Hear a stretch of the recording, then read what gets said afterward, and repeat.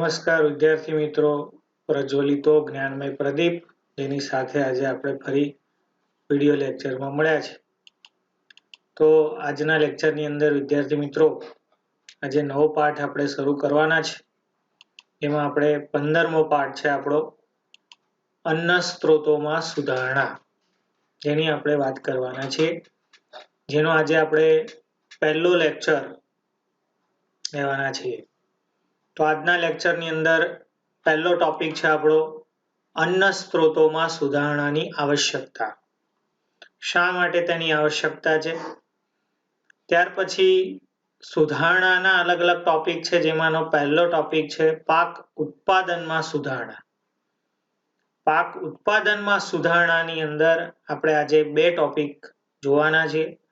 જેમાં પહેલો ટોપિક છે ઉર્જાની આવશ્યકતા માટે અનાજ જરૂરી કેમ છે, અને બીજો ટોપિક છે વનસ્પતિ ઉછેર પર અસર કરતા પરિબળો. તો આજે આપણે આટલા પ્રશ્નોની ચર્ચા કરવાના છીએ. તો 15મા પાઠ અન્ન સ્ત્રોતોમાં સુધારણાની આજે આપણે શરૂઆત કરીએ. સૌથી પહેલો પ્રશ્ન હતો આપણો કે અન્ન સ્ત્રોતોમાં સુધારણાની આવશ્યકતાઓ જણાવો. તો અન્ન સ્ત્રોત એટલે આપણે જે ખોરાક ખાઈએ છીએ તેમાં સુધારણા કરવાની આવશ્યકતા શું છે? આપણે બધા ભારતની અંદર રહીએ છીએ. ભારત દેશ ખેતી પ્રધાન દેશ છે. આપણને ખબર છે કે મોટા ભાગના લોકો ખેતી કરે છે, અને ભારતની જે વસ્તી છે 100 કરોડ કરતા પણ વધુ વસ્તી છે, અને એની અંદર મોટા ભાગના લોકોનું જે કામ છે તે અન્ન ઉત્પાદન છે. વિદ્યાર્થી મિત્રો, આપણને એવું લાગે કે મોટા ભાગના લોકો શહેરમાં રહે છે, પણ એવું નથી. ભારત એ કૃષિ પ્રધાન દેશ છે. ભારત દેશ એ મોટા ભાગે ગામડાઓમાં વિસ્તરાયેલો દેશ છે. મોટા ભાગના લોકો ગામડાઓમાં રહે છે, અને એ ગામડાની અંદર સૌથી મુખ્ય વ્યવસાય, સૌથી મુખ્ય ધંધો જે ખેતી છે, અને એ ખેતીનું ઉત્પાદન જે થતું રહેલું છે, અને તે મોટા ભાગની જે વસ્તી છે તેને અન્ન ઉત્પાદન ઉપર આધારિત છે. એટલે તે ખેતીવાડી કરીને તે પોતે પોતાનું ગુજરાન કરે છે, અન્નનું ઉત્પાદન કરે છે. કેટલાક લોકો માંસાહારનો પણ ઉપયોગ કરે છે. એટલે બંને રીતના આપણને તે લોકો જોવા મળે છે. વિદ્યાર્થી મિત્રો, આપણા દેશની અંદર અન્ન ઉત્પાદન વધારવું જોઈએ. શા માટે? આવો એક આપણો પ્રશ્ન છે. આપણે વાત કરી કે આપણો દેશ એ ખેતી પ્રધાન દેશ છે. ખેતીનું ઉત્પાદન વધારવું પડશે. ખેતી વિષયક પદ્ધતિઓ જે છે તે વિકસાવવી પડશે. ખેડૂતોને તેનાથી જાણકારી આપવી પડશે, અને વધુને વધુ પાકનું ઉત્પાદન કેવી રીતે કરી શકાય, આ બધી જ સમજૂતી આપણે આ પ્રકરણમાં સમજવાની છે. ખેતીવાડીની સાથે સાથે આપણા ગામડાઓમાં તમે જાઓ તો તમને જોવા મળશે કે જે ખેડૂત ખેતીવાડી કરે છે એ ખેતીવાડીની સાથે સાથે તે બીજા કેટલાક ઉપાર્જન એટલે કે બીજા પણ વ્યવસાયો કરે છે. જેમ કે કેટલાક દુધાળા પશુને પાળે છે, દૂધ આપતા પ્રાણીઓનું પાલન કરે છે. જે દુધાળા પ્રાણીઓમાંથી તે દૂધ પ્રાપ્ત કરે છે. મરઘા પાલન કેટલાક લોકો કરે છે, જે મરઘા પાલન દ્વારા તે ઈંડાનું ઉત્પાદન કરે છે, તેનું વેચાણ કરે છે. માંસનું પણ તે ઉત્પાદન કરવામાં આવે છે. ઈંડાની સાથે સાથે માંસ પણ મરઘા પાલન માંથી પ્રાપ્ત થાય છે. કેટલાક નાના ખેડૂતો જે છે તે મધમાખી ઉછેર પણ કરે છે, જેનાથી મધનું ઉત્પાદન થાય છે. તો આપણા દેશની અંદર ખેતીવાડી તો છે જ મુખ્ય વ્યવસાય. ખેતીવાડીની સાથે સાથે આપણા દેશની અંદર પશુનું પણ પાલન કરવામાં આવે છે, પશુપાલન કરવામાં આવે છે, અને તેની સાથે સાથે કેટલાક બીજા વ્યવસાય કરીને તે ખેડૂત પોતાનું ભરણ પોષણ કરે છે. પણ દરેક સજીવની જો વાત કરીએ તો દરેક સજીવને જીવંત રહેવા માટે, જીવવા માટે શું જોઈએ? તો ખોરાક જોઈએ. ખોરાક દરેક સજીવ માટે આવશ્યક છે. ખોરાક વગર કોઈ સજીવ જીવી શકતો નથી. ખોરાક શા માટે જોઈએ આવો આપણને પ્રશ્ન થાય. ખોરાક ખોરાક ખાવાથી આપણને પોષક તત્વો મળે છે. કયા પોષક તત્વો મળે છે? તો પ્રોટીન, કાર્બોદિત, ચરબી, વિટામિન, ખનિજ ક્ષારો આ બધા પોષક તત્વો જે છે જે આપણને ખોરાકમાંથી મળે છે અને એનાથી આપણું પોષણ થાય છે. આપણું શરીરની અંદર જરૂરી બધા જ પોષક તત્વો જરૂરી છે. તે પોષક તત્વો જો આપણા શરીરમાં હોય અને ટકે તો જ શરીરનો વિકાસ થાય, શરીરની વૃદ્ધિ થાય, શરીરનું સ્વાસ્થ્ય જળવાય અને શરીરના વિકાસ માટે, શરીરની વૃદ્ધિ માટે, શરીરના સ્વાસ્થ્યને ટકાવી રાખવા માટે આપણે ખોરાક લેવો પડે અને આ ખોરાક લઈએ તો આપણને પ્રોટીન, કાર્બોદિત, ચરબી, વિટામિન્સ, ખનિજ ક્ષારો આ બધા પોષક તત્વો આપણને મળશે. આપણું શરીર હુષ્ટ-પુષ્ટ તંદુરસ્ત રહેશે, કોઈ પણ પ્રકારનો રોગ આપણને થશે નહીં. તો જીવંત રહેવા માટે દરેક સજીવને ખોરાક જોઈએ. દરેક સજીવ ખોરાક માટે કોના પર આધાર રાખશે? આવો આપણને પ્રશ્ન થાય. ખોરાક જોઈએ તો ખોરાકમાં શું લેવામાં આવે છે? તો ખોરાક માટેનો આધાર શું છે? વનસ્પતિ અને પ્રાણીઓ. દરેક સજીવ વનસ્પતિ અને પ્રાણીઓ આ બંને ઉપર પોતાના ખોરાકનો આધાર રાખે છે. એટલે ખોરાકનો મુખ્ય સ્ત્રોત તે કોણ છે? તો વનસ્પતિ છે અને પ્રાણીઓ છે. મોટા ભાગના જે ખાદ્ય પદાર્થો છે, તમે નજર મારો, મોટા ભાગના લોકો શું ખાય છે? તો વનસ્પતિ એટલે ખેતીવાડીમાંથી પ્રાપ્ત થયેલો પદાર્થ. જે ખેડૂત ખેતી કરે છે અને ખેતીમાંથી જે પ્રાપ્ત થાય છે, જે અનાજ છે, ધાન્ય છે, શાકભાજી છે, ફળો છે, આ બધું ખેતીવાડીમાંથી પ્રાપ્ત થયેલો જે પદાર્થ છે તે જ મોટે ભાગે આપણને ખોરાકમાં જોવા મળે છે. આ ઉપરાંત પશુપાલન દ્વારા જે દૂધ છે, માંસ છે, ઈંડા છે, મધ છે, આ બધું પશુપાલન દ્વારા જે પ્રાપ્ત થયું છે તેનો જ ખોરાક તરીકે ઉપયોગ કરવામાં આવે છે. પણ તો આપણને થાય કે આ તો ચાલતું રહેલું છે, વનસ્પતિ પાકે છે, ખેતીવાડી થાય છે, પશુપાલન થાય છે, તો પછી આ પાક અન્ન સ્ત્રોતના સુધારણાની શું જરૂર છે? તો આપણને પ્રશ્ન થાય. વર્ષોથી લોકો ખેતી તો કરે જ છે, વર્ષોથી લોકો પશુપાલન કરે છે, તો એમાં સુધારણા કરવાની શું જરૂર છે? આ કોમન વાત છે કે લોકોને જીવવા માટે, લોકોને ટકવા માટે, વિકાસ માટે, વૃદ્ધિ માટે, સ્વાસ્થ્યને ટકાવવા માટે ખોરાક જોઈએ અને ખોરાક માટે લોકો વર્ષોથી ખેતી કરે છે, પશુપાલન કરે છે. પણ આપણો પ્રશ્ન એ છે કે એ જે અન્નનું ઉત્પાદન થાય છે એ અન્નના ઉત્પાદનની અંદર આપણે સુધારણા કરવાની છે. શા માટે સુધારણા કરવાની છે? એ જે પાક ઉત્પાદન થાય છે તેમાં સુધારણા કરવાની જરૂર કેમ છે? તેની જરૂર એટલા માટે છે કે ભારત એ વસ્તીની દ્રષ્ટિએ ખૂબ વધારે છે, ખૂબ વસ્તી છે. આપણા દેશની અંદર વસ્તી 1 ટ્રિલિયન 100 કરોડથી પણ વધારે છે. બરાબર?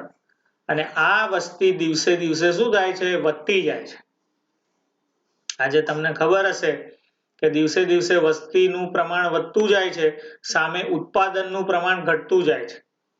જે જગ્યાએ પહેલા ખેતી થતી હતી, ખેતીલાયક જમીન હતી, ત્યાં આજે મકાનો બની ગયા છે. એટલા માટે આજે વસ્તી જે છે તે દિવસે દિવસે શું થાય છે? વધતી જાય છે. સામે ખોરાકનું પ્રમાણ ઘટતું જાય છે. 1 બિલિયન ટનના ચોથા ભાગ જેટલા અન્ન ઉત્પાદનની જરૂરિયાત દર વર્ષે રહે છે. 1 બિલિયન ટનના ચોથા ભાગ જેટલા અન્ન ઉત્પાદનની જરૂરિયાત દર વર્ષે રહે છે અને એટલા માટે વધારે ભૂમિ પર ખેતીવાડી કરવાની સંભવિત થઈ શકે. પણ પહેલા ભારતની અંદર જેટલી જમીન હતી, જેટલી જમીન ઉપર, જેટલા સ્થળો ઉપર ખેતી થતી હતી, એટલી ખેતી હાલમાં થતી નથી, એટલી જમીન હાલમાં બાકી રહી નથી. એટલે જમીનનું પ્રમાણ ઘટ્યું છે, વાતાવરણ પ્રદૂષિત થયું છે, પાણીનું પ્રમાણ ઘટ્યું છે, આ બધા જ કારણો છે. સામે વસ્તી વધતી ગઈ છે. આજે વસ્તી વધે છે જ્યારે જમીન ઘટે છે, પાકનું ઉત્પાદન ઘટે છે, જ્યારે પાકનું ઉત્પાદન વધારવાની જરૂરિયાત છે. તો આવા સમયગાળામાં ખેતીવાડી માટે વધારેમાં વધારે જમીન પ્રાપ્ત કરવી હોય તો એ સંભવિત નથી. જમીન ઉત્પાદન થવાની નથી, કોઈ જગ્યાએ જમીન પેદા થવાની નથી. જે જમીન છે એ તો એ જ રહેવાની છે. ઉપરથી જમીન ઓછી થાય છે. ખેતી લાયક જમીન છે તે આજે દિવસે દિવસે ઘટે છે. ત્યાં મકાનો બને છે, પુલો બને છે, આ બધું થતું રહેલું છે, રોડ રસ્તા બને છે. એના લીધે જે ખેતી લાયક જમીન છે, જે જમીન ઉપર પાક થતા હતા, જે જમીન ઉપર ખેતીવાડી થતી હતી, જે ફળદ્રુપ જમીન હતી, એ આજે ખેતીવાડી જમીન એ નાશ થઈ છે. ત્યાં મકાનો બન્યા છે, પુલો બન્યા છે, રસ્તા બની ગયા છે. તો જમીન દિવસે દિવસે ઘટે છે, જ્યારે પાક ઉત્પાદન વધારવાની આવશ્યકતા છે. પાક અને પશુધન ઉત્પાદનની ક્ષમતામાં વધારો કરવો એ ખૂબ જ આવશ્યક છે. કારણ કે વસ્તી વધે છે. જેટલી વસ્તી વધશે એટલો ખોરાકની આવશ્યકતા, તેની જરૂરિયાત ઊભી થશે. અને એ ખોરાક ક્યાંથી પૂરો પાડવો?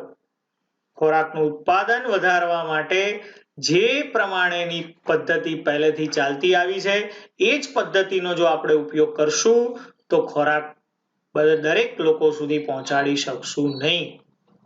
માટે પાક ઉત્પાદનને વધારવાના આપણા જે પ્રયત્નો છે એ કેટલા અંશે સફળ રહ્યા છે. તો એના માટે કેટલાક પ્રયત્નો પહેલા પણ થયા છે, હાલમાં પણ તે પ્રયત્ન થતા રહેલા છે. તો એ પ્રયત્નોમાંના કેટલાક પ્રયત્નો, જેમાંની એક છે હરિયાળી ક્રાંતિ. હરિયાળી ક્રાંતિ દ્વારા પાક ઉત્પાદનમાં ખૂબ વધારો કર્યો. એવી જ રીતે શ્વેત ક્રાંતિ, જેમાં દૂધનું ઉત્પાદન કરવામાં આવ્યું. જે દૂધનું ઉત્પાદન કરીને ખૂબ મોટા પાયે દૂધનું ઉત્પાદન કરવામાં આવ્યું, તે શ્વેત ક્રાંતિ તરીકે ઓળખાય છે. પાકનું મોટા પાયે ઉત્પાદન કરવામાં આવ્યું, જેને આપણે હરિયાળી ક્રાંતિ તરીકે ઓળખીએ છીએ. આ બધી જે ક્રાંતિઓ થઈ છે, જેનાથી થોડો ઘણો ફરક પડ્યો છે. આપણા કુદરતી નૈસર્ગિક સ્ત્રોતોમાં ઘણો ખરો ઉપયોગ થયો છે, અને જેને કારણે પાકનું ઉત્પાદન થયું છે, દૂધનું ઉત્પાદન થયું છે. પણ આપણા કુદરતી અને નૈસર્ગિક સ્ત્રોતોને નુકસાન થવાની તકો પણ વધી ગઈ છે. અને આવી રીતે કુદરતી અને નૈસર્ગિક સ્ત્રોતોમાં નુકસાન થાય એ ચાલે નહીં. આપણે તો અન્નનું ઉત્પાદન કરવાનું છે, અન્નના ઉત્પાદનમાં સુધારણા કરવાની છે. પણ અન્ન ઉત્પાદન સુધારણાની સાથે સાથે આપણે કુદરતી અને નૈસર્ગિક સ્ત્રોતોને નુકસાન ના થાય અને તેનું પ્રમાણ જળવાઈ રહે, નૈસર્ગિક સ્ત્રોતોને નુકસાન ના થાય તે પ્રમાણે અન્નનું ઉત્પાદન કરવું છે. તો એના માટે શું પ્રયત્ન કરી શકાય? કારણ કે આપણી પાસે ખેતીવાડી માટે ભારે જમીન પર્યાપ્ત નથી. મોટા પાક માટે પશુધનના ઉત્પાદનની ક્ષમતા વધારવી એ ખૂબ આવશ્યક છે. અને એટલા માટે આપણે શું કરવું પડશે? તો અગત્યનું એ છે કે પાક ઉત્પાદન વધારવા માટે આપણા પ્રયત્નો એવા હોવા જોઈએ કે જેનાથી પર્યાવરણ સંતુલિત રાખવા અને પર્યાવરણની જાળવણી રાખવા માટે જે પ્રયત્ન કરવા પડે તે કરીને પર્યાવરણને નુકસાન ના થાય તે પ્રમાણે પાકનું ઉત્પાદન વધારવું પડે. આપણી પાસે જમીન ઓછી છે, આપણે પાક ઉત્પાદન વધારવું પડશે. આપણે પાક ઉત્પાદન એવી રીતે વધારવું પડશે કે જેનાથી નૈસર્ગિક, કુદરતી, પર્યાવરણની જે સંતુલન છે એ ખોરવાય નહીં અને પાકનું ઉત્પાદન થાય. અને એ પાકનું ઉત્પાદન એવી રીતે આપણે કરવું પડશે. ખેતી અને પશુપાલનની અંદર જે પદ્ધતિ ચાલતી રહી છે, જે પ્રણાલી ચાલતી રહી છે, તે નુકસાન ન કરે તેવી પ્રણાલી આપણે ઉત્પન્ન કરવી પડશે, અપનાવવી પડશે, અને તે આવશ્યક છે. પર્યાવરણને નુકસાન ના થાય તેવી રીતે આપણે તે પદ્ધતિઓ અપનાવવી પડશે. પાક ઉત્પાદન વધારીને આપણે ગોદામોમાં સંગ્રહ કરવાથી કુપોષણ થાય, ભૂખમરો થાય, આ બધી સમસ્યાઓ ઊભી થાય. એનું એ સમાધાન નથી. આજે કેટલાક મોટા ખેડૂતો શું કરે છે તો પાકનું ઉત્પાદન કરે છે, પછી ગોદામોની અંદર તે પાકનો સંગ્રહ કરી દે છે અને બહાર બજારમાં તે ખોરાક પહોંચતો નથી. એનાથી શું થાય તો કુપોષણ થાય, એનાથી ભૂખમરો થાય અને આ સમસ્યા ખૂબ મોટી છે. લોકો સુધી અનાજ પહોંચવું જોઈએ. લોકો સુધી અનાજ કેવું પહોંચવું જોઈએ કે જે અનાજ તે ખરીદવા માટે સક્ષમ હોય. પછી એટલું બધું અનાજ મોંઘું ના હોવું જોઈએ કે તે પૈસા ખર્ચી ના શકે, અનાજને ખરીદી ના શકે. પૈસાની જે આવશ્યકતા છે તે પ્રમાણે અનાજ ખરીદવા માટે તે સક્ષમ હોય તે પ્રમાણેનું અનાજ ઉત્પાદન થવું જોઈએ. જો અનાજનું ઉત્પાદન ઓછું થશે તો મોંઘું થશે અને એટલા માટે પૈસાની આવશ્યકતા વધશે. એટલે ખાદ્ય સુરક્ષા તેના ઉત્પાદન અને પર્યાપ્ત આ બંને ઉપર આધારિત છે. જે પાકનું ઉત્પાદન થાય છે અને કેટલી માત્રામાં પર્યાપ્ત થાય છે, આ બંને ઉપર ખાદ્ય સુરક્ષા આધારિત છે. આપણો દેશ એ મોટાભાગની વસ્તી, મોટાભાગના લોકો ખેતી કરે છે, જેનો જીવન નિર્વાહ ખેતી ઉપર છે. એટલે ખેતી પ્રધાન આપણો દેશ છે, કૃષિ પ્રધાન દેશ છે. મોટાભાગના લોકો ખેતીવાડી સાથે જોડાયેલા છે. તેમની આવક, તેમનો વ્યવસાય, તેમનું જીવન ધોરણ તે ખેતી પર નિર્ભર છે. એટલે ખેતી ક્ષેત્ર જેટલું આપણા દેશની અંદર સક્ષમ હશે એટલી લોકોની આવક વધશે. ખેતીવાડી જેટલી વધુ થશે, ખેતીલાયક જમીન, ખેતીલાયક ઉત્પાદનની ક્ષમતા, ખેતીલાયક ઉત્પાદન કરવા માટેની પદ્ધતિઓ જેટલી પ્રબળ હશે એટલું જે આપણા ખેડૂતો છે, જે કૃષિ પ્રધાન આપણો દેશ છે, જે ખેતી સાથે જોડાયેલો આપણો દેશ છે, તે ખેતી કરવા વાળો જે વર્ગ છે તેને આવકમાં પણ શું થશે વધારો થશે.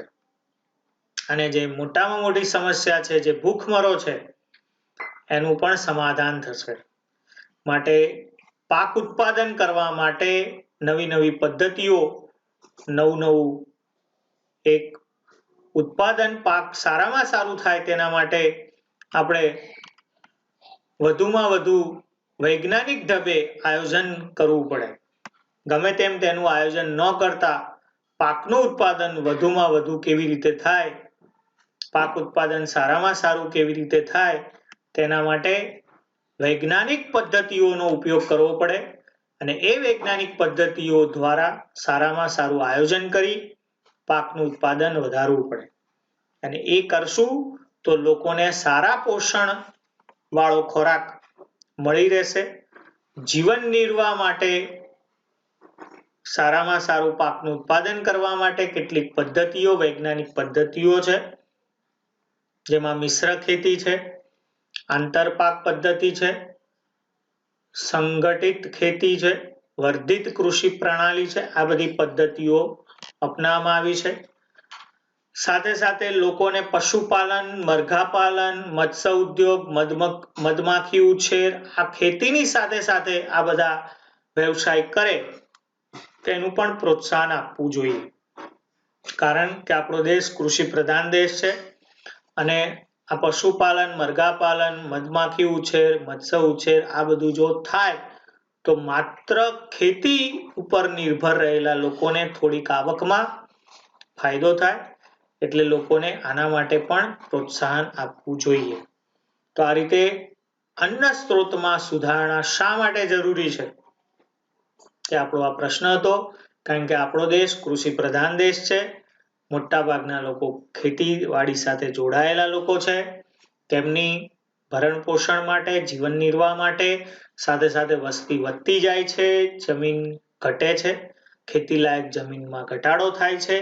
આ બધી જ સમસ્યાઓને ધ્યાનમાં રાખીને આપણે નવી નવી પદ્ધતિઓ, પાક ઉત્પાદનના સુધારણામાં આપણે કંઈક ના કંઈક સુધારણા કરવા પડશે. જેના માટે મિશ્ર ખેતી, આંતરપાક પદ્ધતિ આ બધી ઘણી બધી પદ્ધતિઓ છે જે આપણે આગળ જોવાના છે. તો આપણો આ પ્રશ્ન હતો. તો પાક ઉત્પાદન માટે શું સુધારણા કરી શકાય, તે આપણો એક મેઇન ટોપિક છે. પાક ઉત્પાદનમાં સુધારણા કેવા કરી શકાય તેના બે પ્રશ્નો છે જે આપણે આજે જોવાના છે.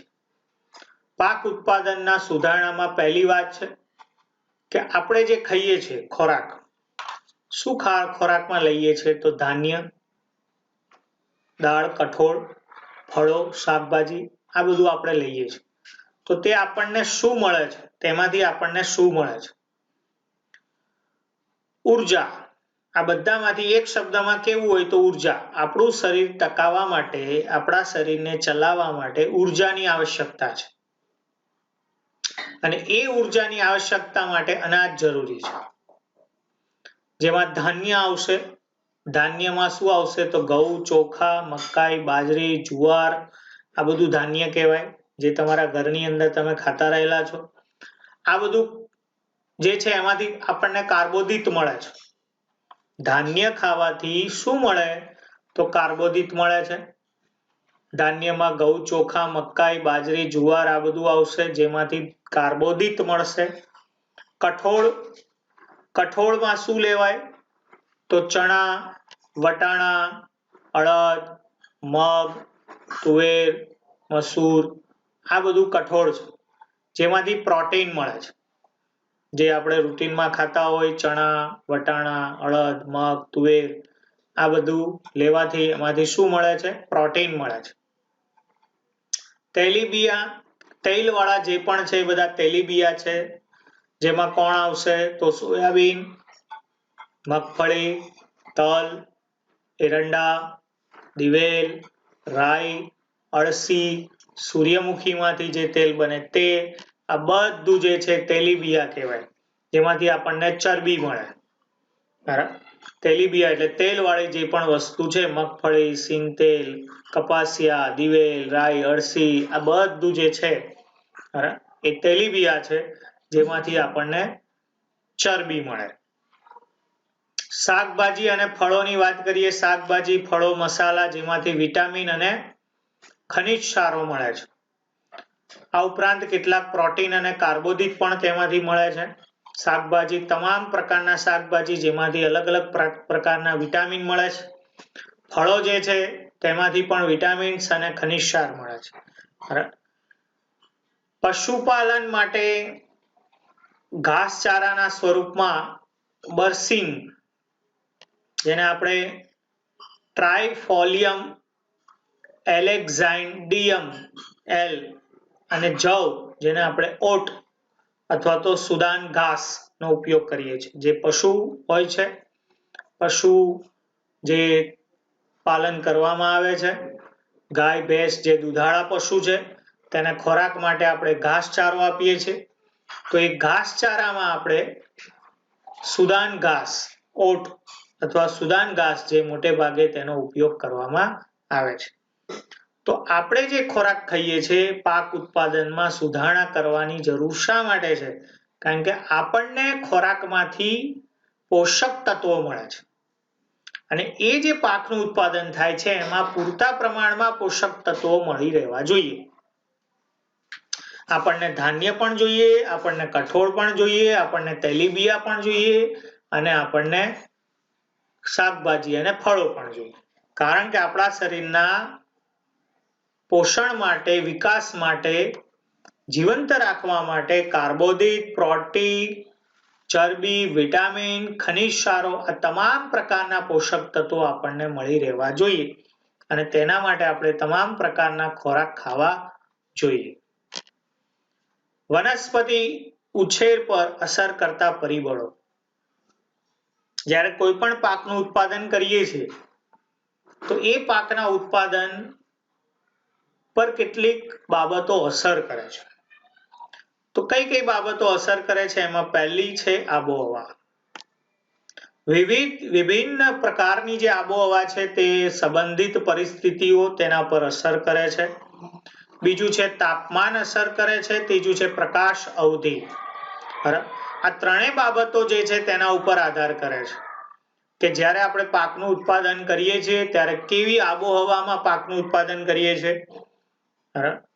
તાપમાન કેવું છે, વધુ છે, ઓછું છે, વધારે છે, પ્રકાશ અવધિ એટલે એનો સમયગાળો કેવો છે? આના ત્રણેય પર સીધી તેની વૃદ્ધિ પર અસર છે, જેનાથી તેઓ સીધી વૃદ્ધિ થઈ શકે છે, તેનું જીવન ચક્ર પૂર્ણ કરી શકે છે. યોગ્ય પ્રમાણમાં જો તેને આબોહવા, તાપમાન અને પ્રકાશ મળે તો એનું જીવન ચક્ર પૂર્ણ થાય, એની વૃદ્ધિ સારી થાય. પ્રકાશ અવધિ એટલે કે સૂર્યપ્રકાશનો સમયગાળો. 3 પ્રકારના આપણે ભાગ પાડ્યા છે. એક લઘુ દિવસી વનસ્પતિ, એક દીર્ઘ દિવસી વનસ્પતિ અને તટસ્થ દિવસી વનસ્પતિ. ટૂંકમાં કહીએ, લઘુ દિવસી વનસ્પતિ એટલે જેને ઓછો પ્રકાશ મળશે તો પણ તે વૃદ્ધિ પામશે. દીર્ઘ દિવસી વનસ્પતિ જેને વધુ પ્રકાશ મળશે તો તે વૃદ્ધિ પામશે. અને તટસ્થ દિવસી વનસ્પતિ જેને પ્રમાણસર, બહુ વધુ પણ નહીં, બહુ ઓછું પણ નહીં, તે પ્રમાણમાં જો એને સૂર્યપ્રકાશ મળશે તો એની વૃદ્ધિ થશે. પુષ્પ સર્જન અને વૃદ્ધિ એ સૂર્યપ્રકાશ પર આધારિત છે. પુષ્પનું સર્જન, પુષ્પ એ વનસ્પતિનું એક પ્રજનન અંગ છે. એ પુષ્પ અને વનસ્પતિની વૃદ્ધિ આ બંને એ સૂર્યપ્રકાશ પર શું છે? આધારિત છે. એટલે ઉર્જાનો જે મુખ્ય સ્ત્રોત છે, વનસ્પતિ માટેનો ઉર્જાનો મુખ્ય સ્ત્રોત એટલે કયો? તો સૂર્યપ્રકાશ છે. કારણ કે વનસ્પતિ એ સૂર્યપ્રકાશની હાજરીમાં પ્રકાશ સંશ્લેષણની ક્રિયા કરે છે અને તે પોતાનો ખોરાક બનાવે છે. આમ વનસ્પતિના ઉછેર માટે, વનસ્પતિ તૈયાર થવા માટે કેટલાક પરિબળો જવાબદાર છે અને એમાં પહેલું હતું આબોહવા, યોગ્ય પ્રમાણમાં આબોહવા હોવી જોઈએ. બીજું હતું તાપમાન અને ત્રીજું હતું પ્રકાશ અવધિ. સૂર્યપ્રકાશ એટલે કે પ્રકાશ સંશ્લેષણની ક્રિયામાં વનસ્પતિ પોતાનો ખોરાક બનાવશે, પોતાની વૃદ્ધિ કરશે અને એ જ ખોરાકનો આપણે લોકો શું કરીએ છીએ? ઉપયોગ કરીએ છીએ. એટલે જ્યારે પણ વનસ્પતિનો ઉછેર કરવામાં આવે, પાકનું ઉત્પાદન કરવામાં આવે તો દરેક પાક માટે કોમન આબોહવા, એક સરખું તાપમાન, એક સરખી પ્રકાશ અવધિ હોતી નથી. એ વિવિધ પાકોમાં, જુદા જુદા પાકોમાં દરેક પાક ઉત્પાદનમાં આબોહવા અલગ અલગ અસર કરે છે. જેમ કે ગુજરાતની આબોહવામાં જે પાક થાય એ આસામ કે પંજાબ કે બીજા જે પ્રાંતો છે ત્યાં આબોહવા અલગ હોય એટલે ત્યાં એ પાક થતો નથી. ત્યાં થતો રહેલો પાક આપણે અહીંયા થતો નથી, કારણ કે દરેકની આબોહવા અલગ છે, તાપમાન અલગ છે અને પ્રકાશ અવધિ. આ 3 બાબતો ઉપર વનસ્પતિનો શું થાય છે? ઉછેર થાય છે અને આ પ્રમાણે આપણે પાકનું ઉત્પાદન લઈએ છીએ. તો આ પાક ઉત્પાદનના સુધારણાની 2 મુદ્દા હતા. હજુ આપણો એનો એક આગળ મુદ્દો બાકી છે જે આપણે નેક્સ્ટ લેક્ચરમાં જોઈશું. આજે આપણે જેટલા પ્રશ્નો ચાલ્યા, પાક ઉત્પાદન, અન્ન સ્ત્રોત ઉત્પાદનમાં સુધારણા કેવી રીતે કરી શકાય તેની આપણે શરૂઆત કરી પાઠની. આ જે પ્રશ્નો ચાલ્યા એક વખત લખી નાખવાના છે, 2 થી 3 વાર વાંચો. એકદમ સહેલો પાઠ છે, આવડી જાય એવો પાઠ છે. આ જ રીતે વિડીયોના માધ્યમથી મળીએ. વિદ્યા લેતા રહો અને અભ્યાસ ચાલુ રાખો.